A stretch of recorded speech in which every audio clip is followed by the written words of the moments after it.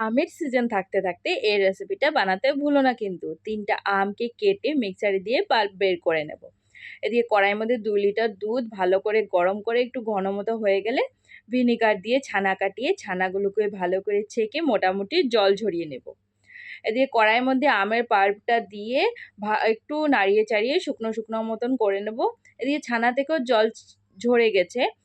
একটা থালের মধ্যে ছানাগুলোকে নিয়ে ভালো করে ডলে ডলে একটু পাতলা মসৃণ বানিয়ে নেব। তারপর এটার মধ্যে দিয়ে দেবো যে আমের পাল্পটা জাল দিয়ে রেখেছিলাম, ওখান থেকে ১ চামচ আমের পাল্প দিয়ে ভালো করে মেখে গোল গোল বলের আকারে বানিয়ে নেব।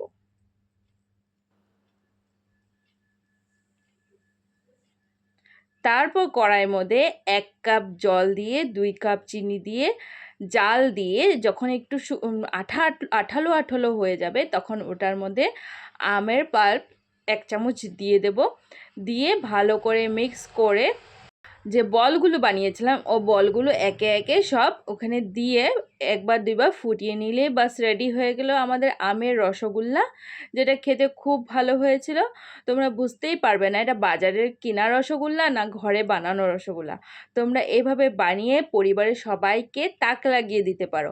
আর আমাকে জানাতে ভুলো না তোমাদের আমের রসগোল্লার রেসিপিটা কেমন লেগেছে।